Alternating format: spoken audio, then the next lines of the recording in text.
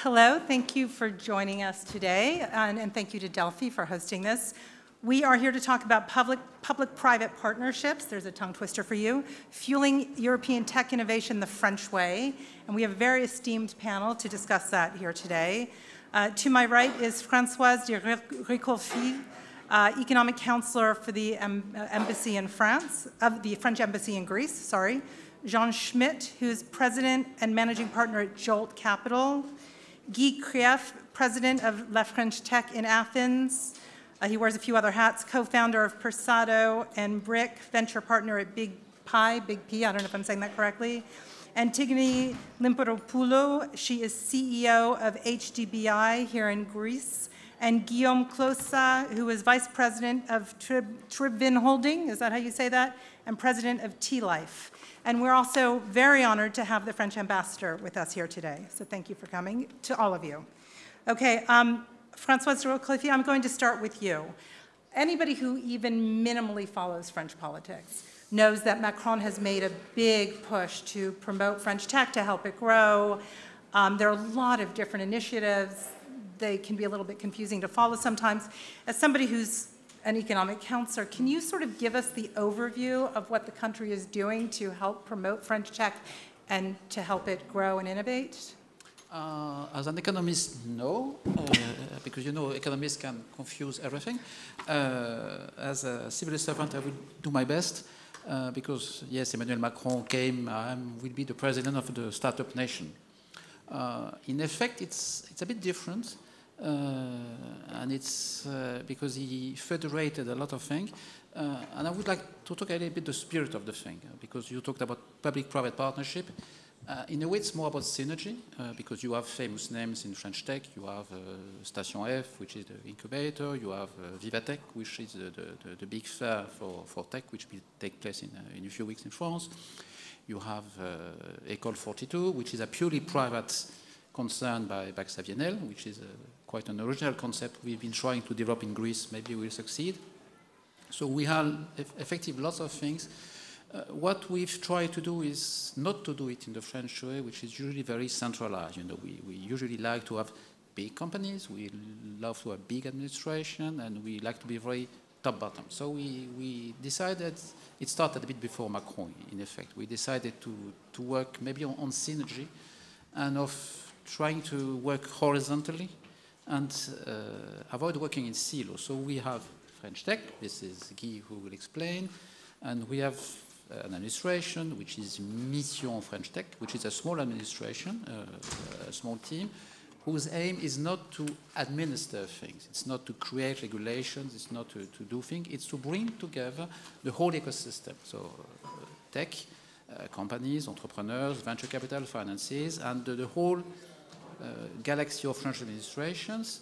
And basically the idea is to say, it doesn't work all the time, but the idea is to say, well, we have, the companies are not there to adapt to the administration. The administration is there to adapt as much as possible to what companies need. So we try to reverse the logic we usually use, which is very legal and a bit narrow-minded. So we try to say, what do you want, what do you need, and then we work together to help further this. Maybe the one federating thing today, it's called France 2030. France 2030 is the big push for France to re-industrialize itself. It's 55 billion euros for financing projects in industry in general, because tech is also industry. And more or less half of it is for tech in the wider sense. It's not only IT in the narrow sense, it's the wider sense of them. And then we have a series of priorities, among which, and this would relate to Greece, which are agri-tech, pharma, and tech in general. So these are the main pillars. We also have a sort of side show, but it's important, tech in shipping, with the aim of building a zero carbon fleet and ships. So the aim is to be very practical, to say we have energies, we have entrepreneurs, we have a very complex set of administration, we have research centers, and we will bring them all together, and we try to work as much in synergies as possible. So it's not public-private partnership in the usual sense of bringing public and private money. It happens, happily. But it's more bringing energies and always finding ways to find solutions, not to create problems, but to find solutions. So, you know, in Lebanon, I've been in Lebanon before, they say, for each solution, there is a problem.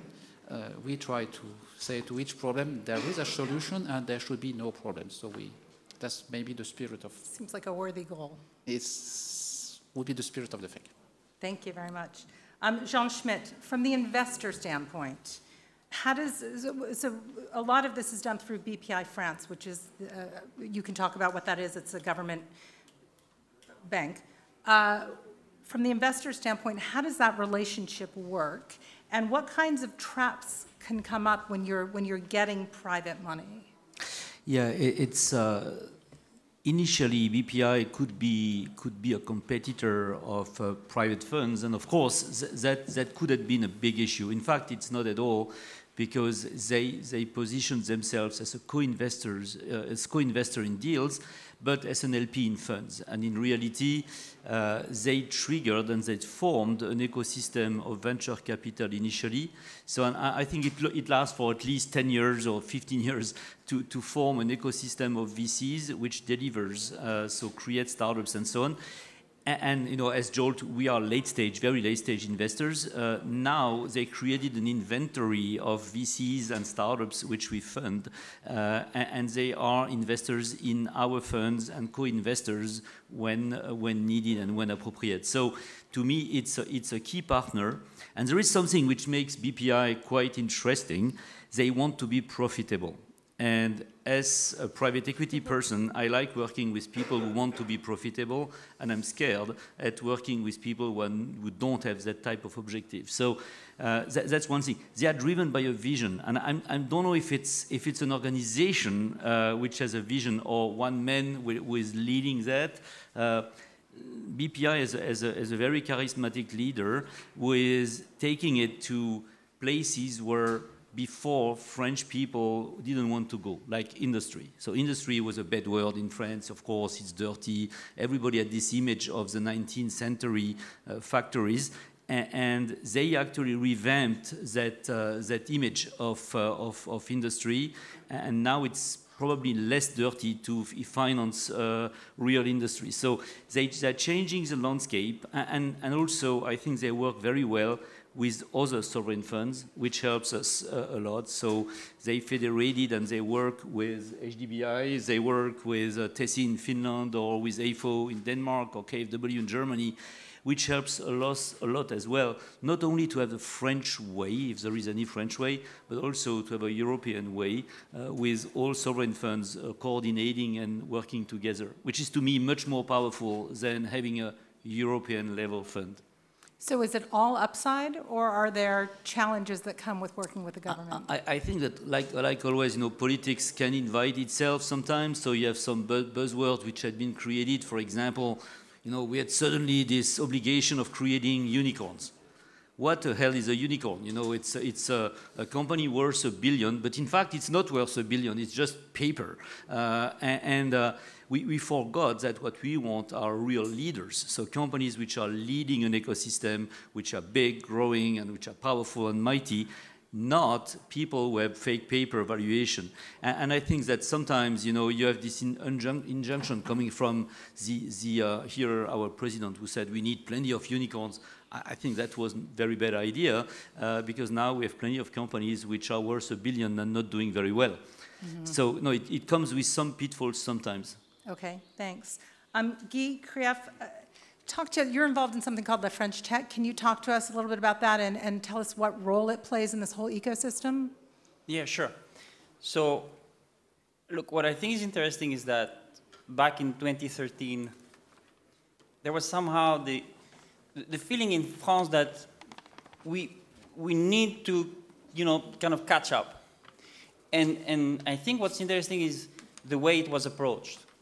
Almost in terms of like project management, I would say, and branding at the state level.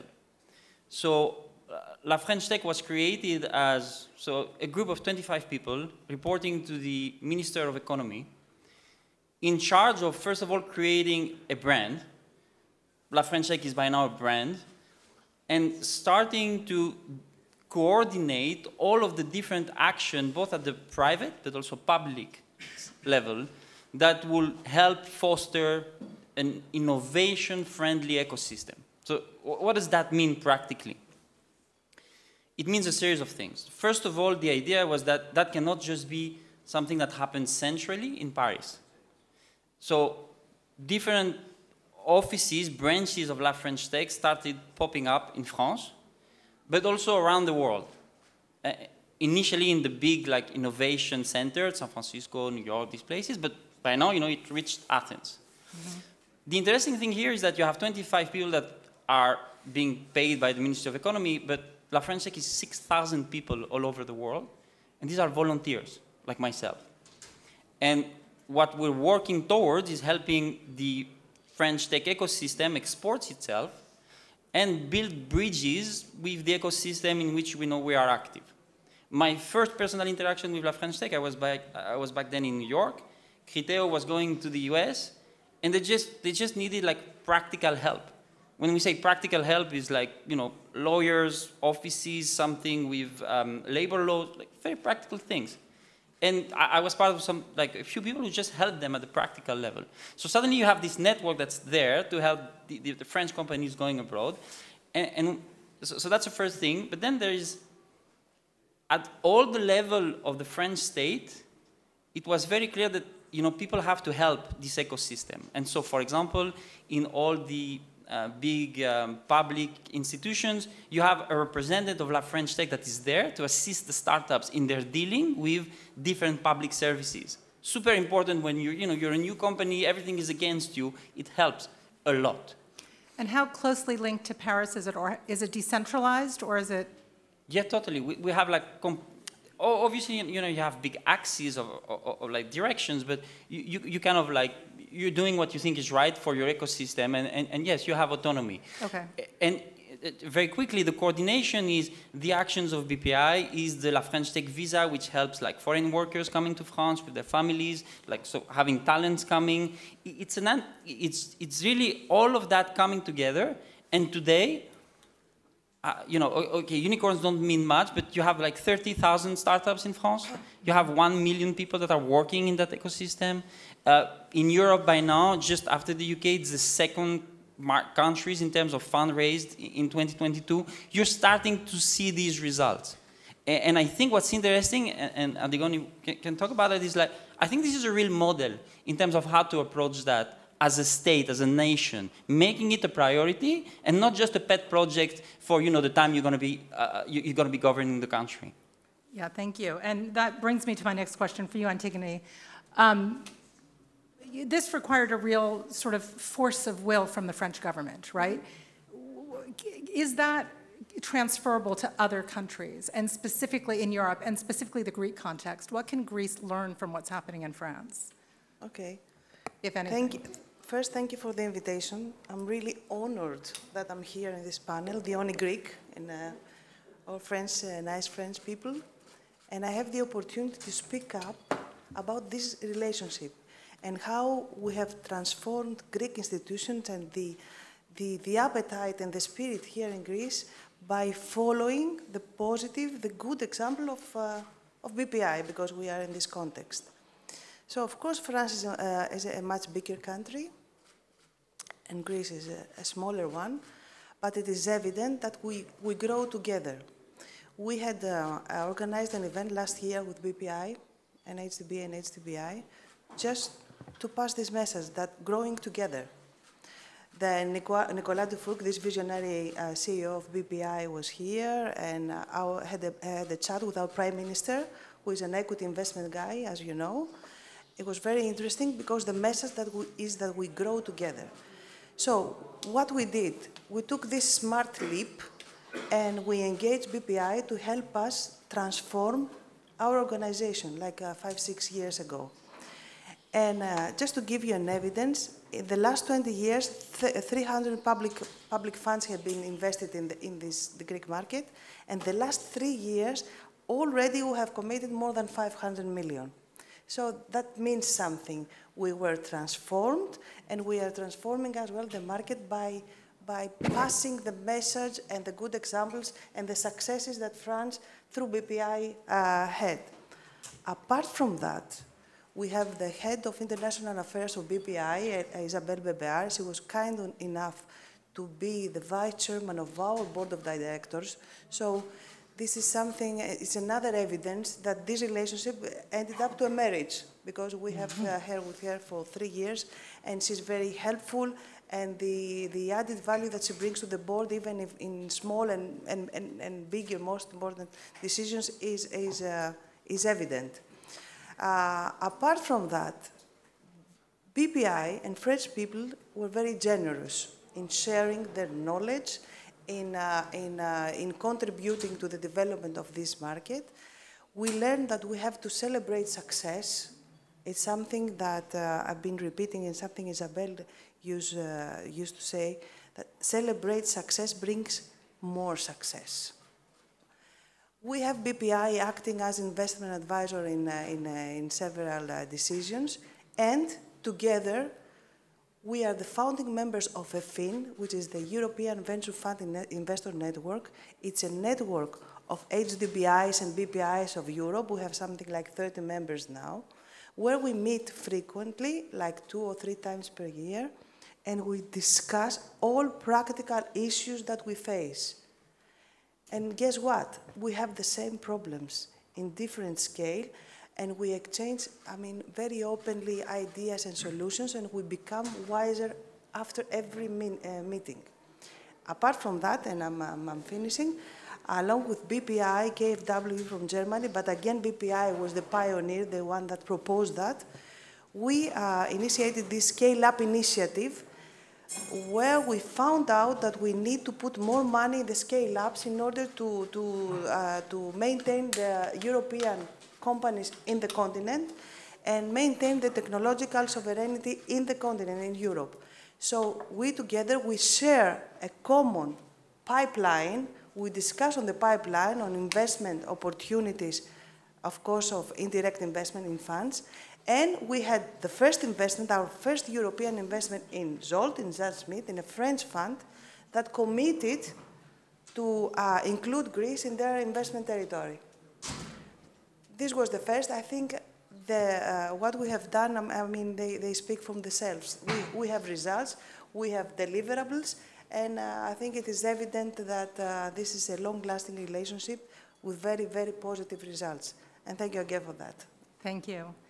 Guilaume, I'm going to go to you next and ask you to talk a little bit. You have, both as an entrepreneur and as a Sherpa, a view on Europe, a wider view on Europe than just France. So talk to us about the European perspective, from the French perspective, and then pull back to the European perspective. And what does Europe need to do to be competitive as a continent on the tech front? And does it need to be? Does it need to be a continental force, or is it okay to have each country be its own force?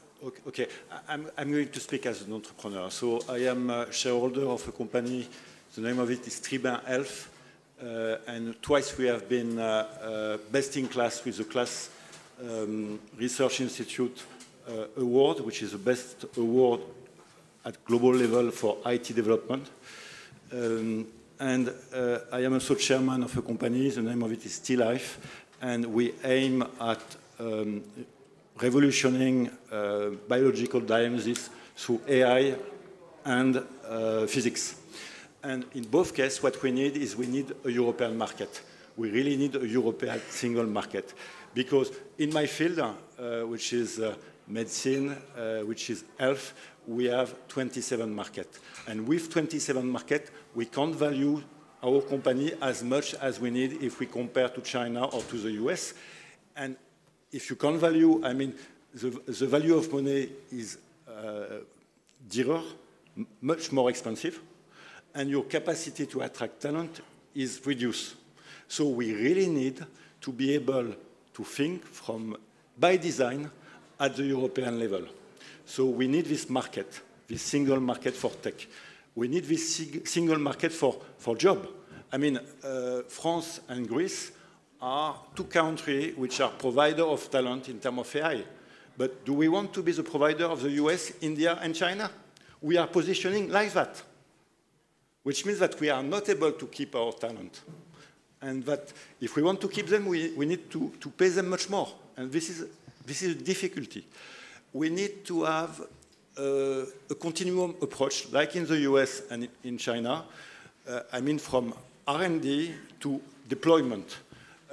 In the US, you have the support of the army or of a certain number of institutions in order to help you to sell your product, to pre-sell your product. We don't have nothing in Europe for that.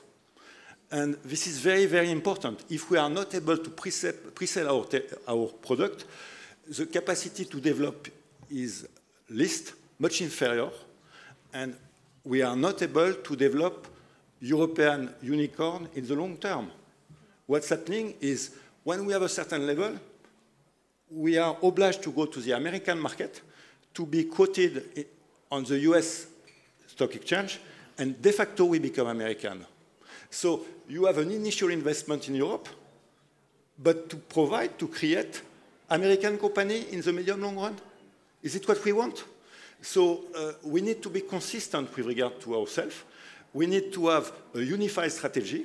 And that's very good that we have your bank, BPI, etc. But the reality is we need to be able to think the European market from scratch. And I would be very happy that we could work together because I need Greek talent. And this Greek talent, you know that, they are going to the US. I mean, 13% of data and AI engineers are Greek. Maybe 20% in the US. Maybe 20% are French. We need them here. And that's the issue. So we are delivering well to support with BPI, with public-private partnership at national or European level. But at the end of the day, we are not helping the European economy, our national economy. Thank you. We only have a couple minutes left. Actually, Jean Schmitt, I'm going to go back to you because I think you have thoughts about foreign investment, investing in French companies. And I'm wondering if that for you is different on a European level, if it's European countries investing or countries outside of Europe, does that make a difference? How do you feel as an investor about this sort of push for, this idea of a push for a pan-European market or a unified European market? So I think it's, we have a place where we can do business already and which is in relative peace, which is Europe. So that's pretty good. It's not enough. People are flying out of Europe for bad reasons, I agree. What changed and what is changing is that we have a pool of startups which is actually immense in Europe. So, you know, we have around, so UK is not exactly Europe, but 100,000 companies in the UK which are funding. You have around 50,000 in France, 50,000 in Germany and so on. Startups which are technology, startups which do have a scientific content and are building businesses. So the ecosystem of VCs had been developed all across Europe. So you go to Greece, you find VCs. There are fantastic VCs here already. Now, what we miss is to have multiple funds able to invest large amounts of money to scale those companies. And here, how many companies do we have which are scalable, so which are already in a phase of scaling? Around 16 to 18,000 in Europe are technology companies which can scale, which with the appropriate amount of money would move from this 10, 15 million euros of revenue, which is absolutely nothing in a global competition, to 100 million plus, where you start moving needles in technology. So we do have a lot of work to fund those companies, have enough funds funding those guys. Before even we start thinking about public markets and so on, you know, we can open a pan-European public market, a European NASDAQ. How many times did we try that? It never worked for a simple reason. Companies are not big enough when they hit the stock market and they collapse. You know, the aftermarket of a company with $500 million market cap is in average minus 70%. So you don't want to go public if your market cap is 500 million. It's too small. How do we get to critical mass is to have an ecosystem of large large companies, large funds, which are able to fund those guys. And of course, we don't want US funds to do that because then we become American in a minute. So we need to have that ecosystem. I think the timing is absolutely right. And you heard Antigoni telling, guys, we got it, we do it. So it's happening. And we have plenty of reasons to be concerned, but also quite optimistic because sovereign funds, pension funds are starting to get it. Pension funds a little bit less, to be honest. Perfect. Thank you very much. I've promised to end on time, so there's a lot more to say, but we don't have time to say it. So thank you, all of you, and to all of you in the audience for coming and invest in French tech.